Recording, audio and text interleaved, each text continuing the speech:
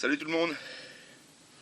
Donc, pour continuer, dans la série Gameau et tests de plomb, j'ai fait des tests à 42 mètres dans mon terrain, là, en largeur.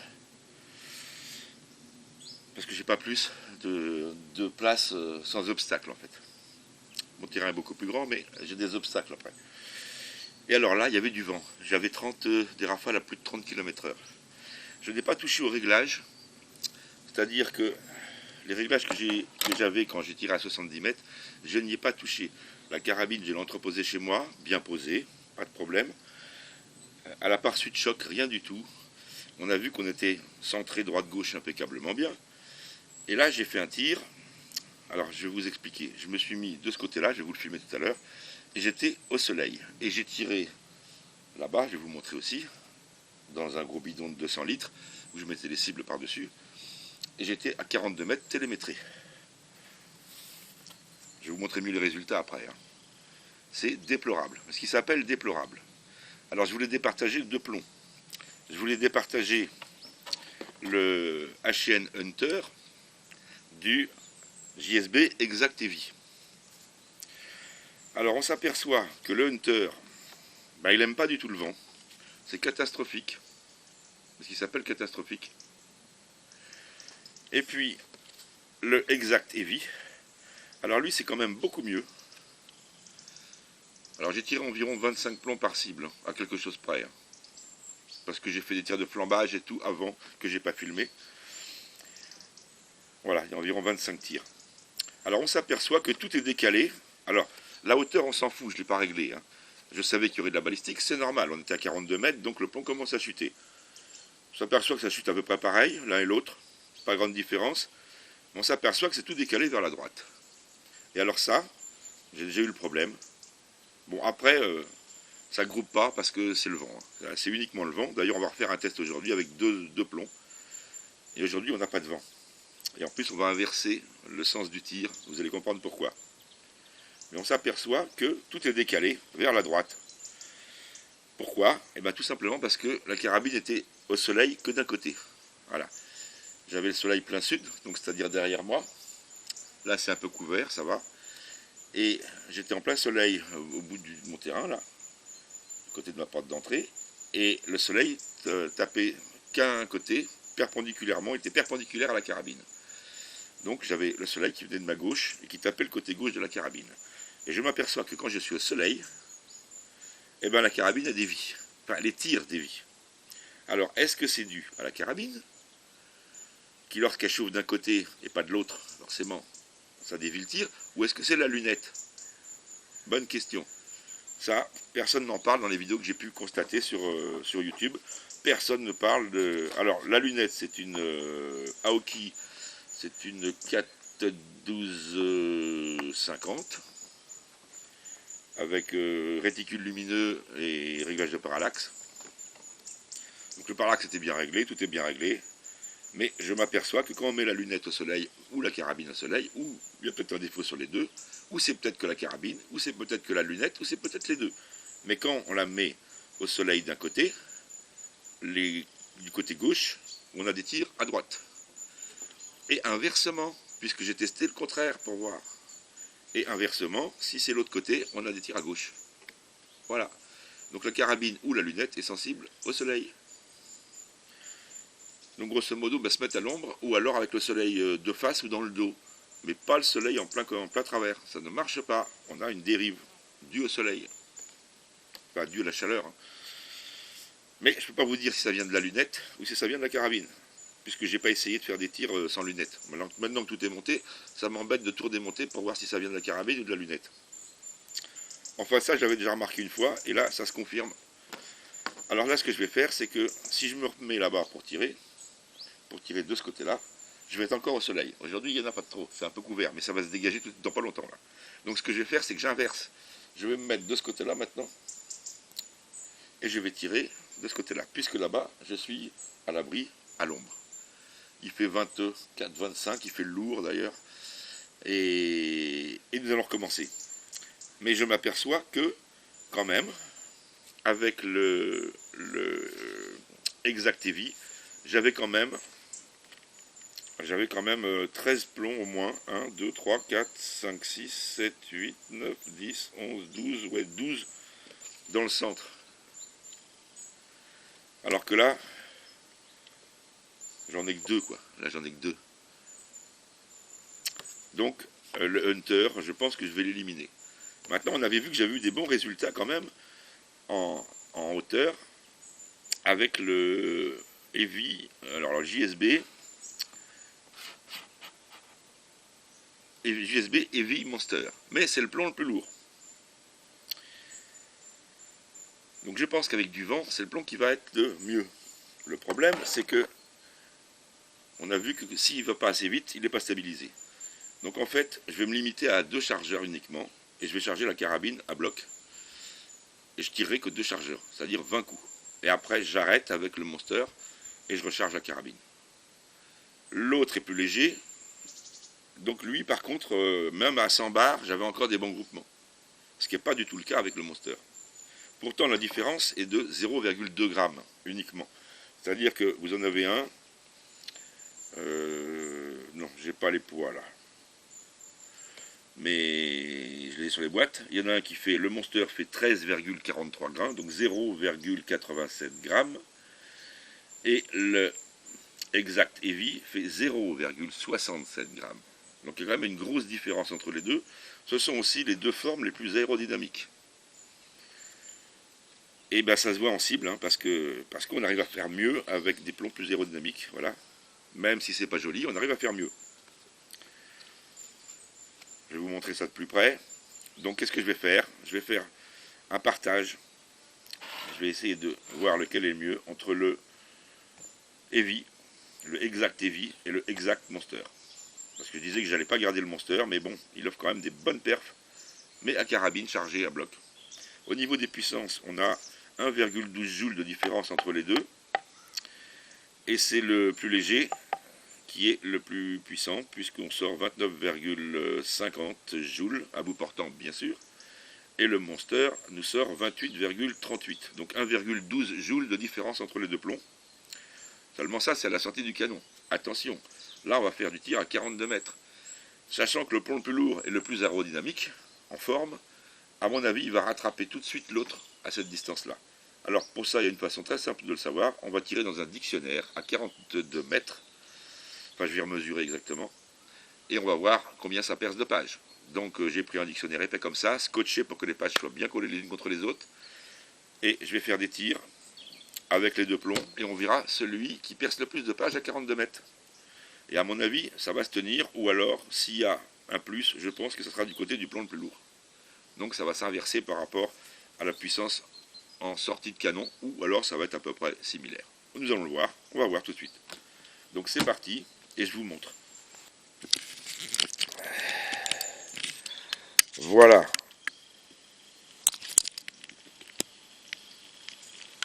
Voilà d'où je tirais avant. Voilà, je tirais de là. Et là j'étais au soleil. Pour tirer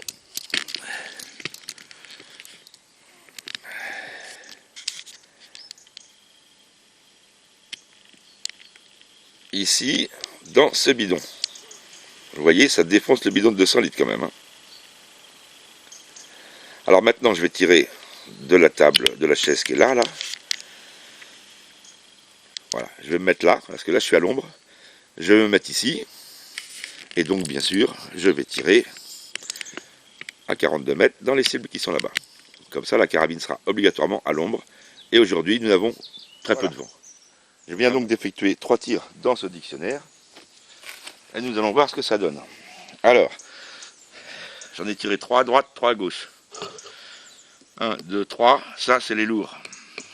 JSB Monster. Et ça, c'est les heavy. Un là et un là. Alors, celui-ci, il ne faut pas le compter. Parce qu'en fait, il y avait le parpaing qui est là. Il a touché le bord du parpaing. Donc, c'est un ricochet, ça, en fait. Donc, on va compter que ces 2 là. Et puis, ces 2 là, par exemple.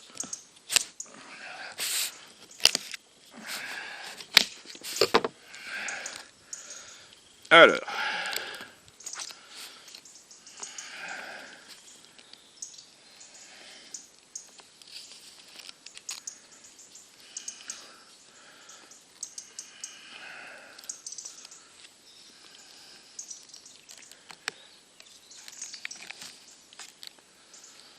ils sont là. Ils n'ont pas été bien loin. Hein. Parce que ça, bien tassé, hein, c'est du bois. Hein. C'est-à-dire qu'il y a quasiment équivalence. Hein. Je vais vous zoomer ça. Bon, il y a une bonne déformation. Hein.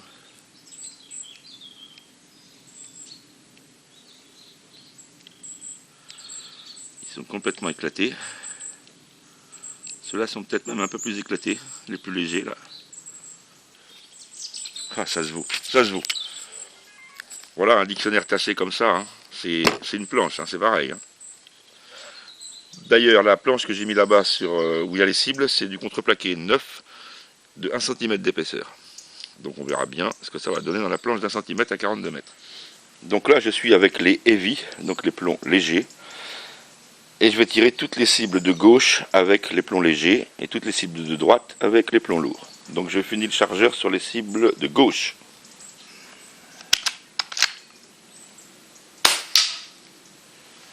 Donc là je suis centré, mais trop bas. Alors ouais, au fait, je ne suis pas à 42, je suis à 44 mètres. Je viens de mesurer. Hein.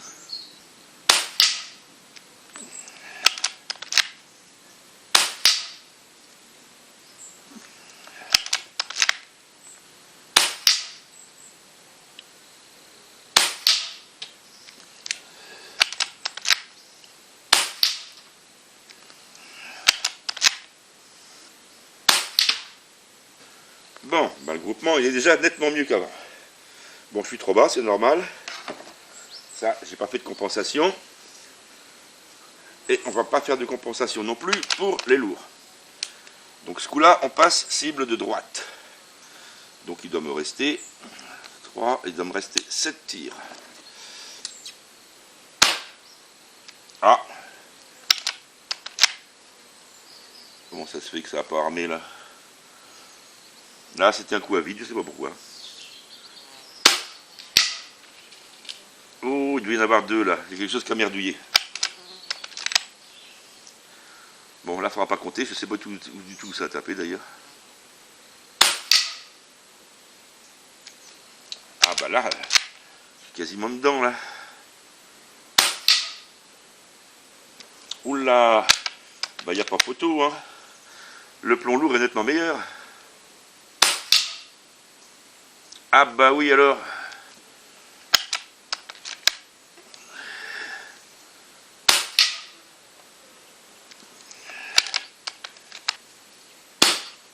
Bon, là je suis vite.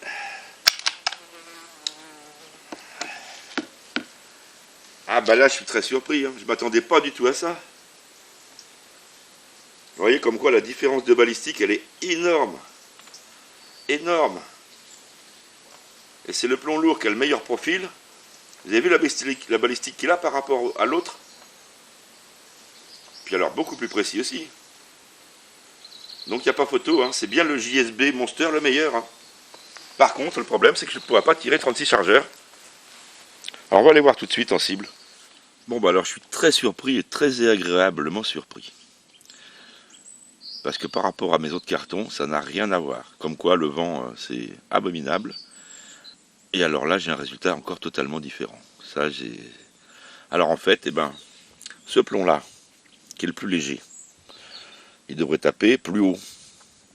Mais non, c'est les plus lourds qui tapent le plus haut. Comme quoi le coefficient balistique est bien meilleur sur le plomb qui est droit, où celui-ci il y a un étranglement un petit peu plus prononcé.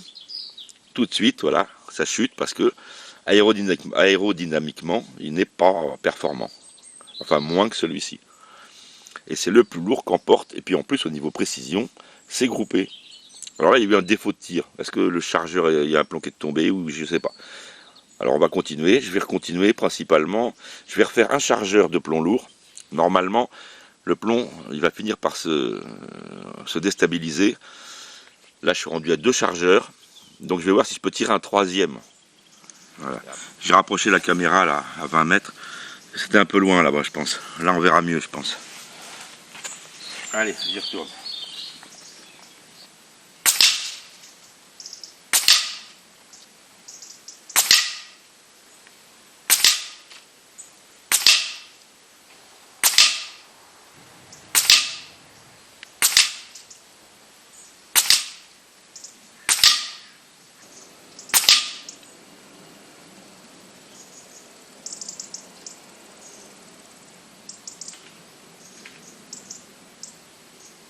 Bon, alors c'est pas trop mal, mais ça se balade en hauteur quand même. Ça se balade pas mal. Alors je suis à 4 chargeurs quand même. Et je pensais pas que je pourrais tirer 4 chargeurs. Maintenant, les premiers tirs ont été super, puis après ça s'est dégradé. Alors faut dire aussi qu'il y a des plombs qui n'étaient pas très beaux. J'ai fait exprès sur un chargeur de tirer des plombs avec des jupes un peu déformées. Mais normalement, jupe déformée, justement, ça devrait taper plus bas. Parce qu'il y a une mauvaise étanchéité dès le départ, donc normalement le plomb il devrait taper plus bas et c'est pas le cas. J'en ai eu qu'un seul alors qu'il y a pas mal de jupes déformées. Et grosso modo ça va taper plus haut. C'est un peu incompréhensible. Alors la pression baisse et ça remonte le tir. Alors ce que je vais faire maintenant, je vais réessayer les plombs les plus légers, maintenant que la pression de la carabine a baissé, parce que je suis à moitié à peu près, enfin je vais garder peut-être même moins de moitié.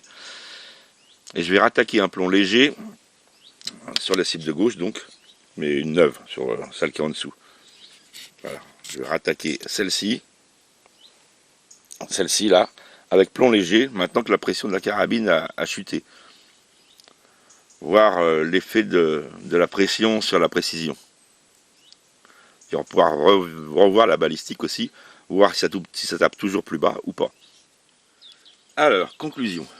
Je commence à cerner le problème. En fait, il y a deux problèmes. Au moins. Alors, on a vu tout à l'heure que, avec les plombs les plus lourds, donc ici, les premiers tirs étaient bien, très bien même. Après, ça s'est dégradé en hauteur. Ok. Après, j'ai tiré les plus légers. Ah, ça tapait beaucoup plus bas. Ah, le groupement était correct, mais trop bas. La pression de la carabine baisse. Je tire 10 plombs dans la cible du dessous. Ah, bizarrement, je suis à gauche. Et attention, j'ai fait une contre-visée même. C'est-à-dire que les premiers tirs étaient complètement ici, sur le bord, là. Je dis, ça va pas. Aussitôt, je me suis mis à viser ici. En bordure droite du rouge. Et j'ai pas réussi à corriger le tir complètement. Donc ça partit complètement à gauche. Tiens, bizarre, pourquoi ça partait à gauche? J'ai touché à rien, j'ai pas cogné la lunette, rien, elle n'était pas au soleil, rien. La pression continue de chuter. J'essaie de retirer un chargeur pour voir, pour la vider complètement. Et là, j'ai un groupement où j'ai pas besoin de faire une contre-visée. C'est centré. Ça tape au-dessus par contre. Ah, bizarre. Mais le groupement est correct quand même. Sans compter que je tire toujours sans chevaler. Hein. Juste appuyer le devant du canon, c'est tout. Donc je bouge forcément aussi. Hein. Puis je suis 44 mètres quand même. Alors, qu'est-ce qui se passe? Eh ben, je me rends compte que, pour conclure, les plombs les plus lourds marchent très bien quand la carabine est à pleine charge d'air. Donc là, ça va très bien. Sur les deux premiers chargeurs, on peut compter dessus à presque à 100%. Quand la carabine est rendue à moitié de pression, c'est-à-dire environ 150 bars, on va pouvoir commencer à tirer des plombs plus légers. Jusqu'à la limite basse, c'est-à-dire 100 bars. Ça fonctionne encore.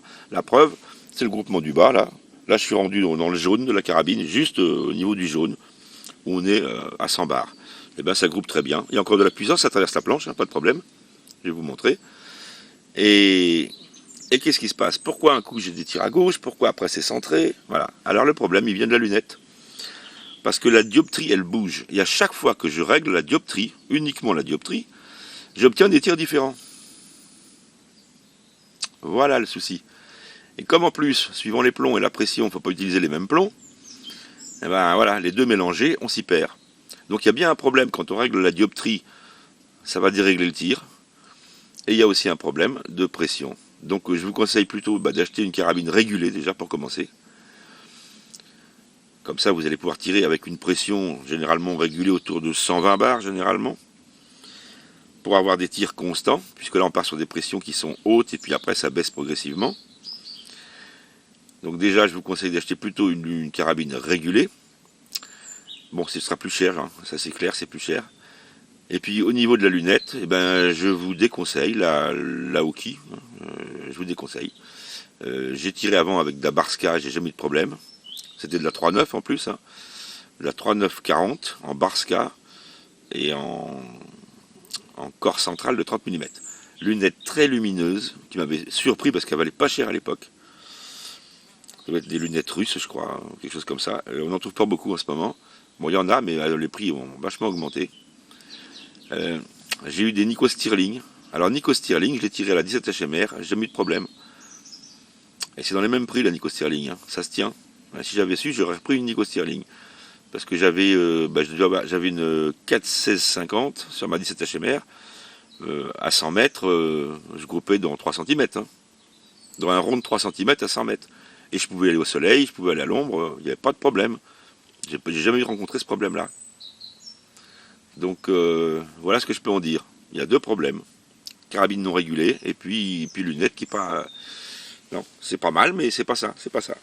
Bon, maintenant, hein, c'est pareil. Hein. Une bonne lunette, hein, ça coûte bien plus cher qu'une carabine. Hein. Alors que là, c'est le contraire. Alors voilà. Bon, maintenant, c'est pareil. Hein, on est sur une carabine à 200 €. Hein. Donc, faut pas s'attendre à des miracles non plus. Et ben, comme beaucoup disent, hein, c'est une carabine pour faire du truc du 20-30 mètres. Voilà, 20-30 mètres. Avec une lunette qui tient la route, no problème. Vous allez faire de la précision. Autrement, bah non. Il faut du régulé et puis il faut une meilleure lunette. Voilà ce que je peux en dire. Bon, bah je crois qu'on a à peu près tout dit sur cette carabine. J'ai une autre lunette. Je sais plus où elle est par contre. Didier, si tu regardes cette vidéo, bah tu sais que je vais faire la vidéo de ton adaptation pour pouvoir filmer les tirs. Il faut que je retrouve la lunette maintenant. Parce que je l'avais descendue de l'étage pour la monter sur une 22. Et puis je sais plus où je l'ai mis. Je la retrouve plus. Bon, elle est dans la maison, de toute façon, je vais la retrouver.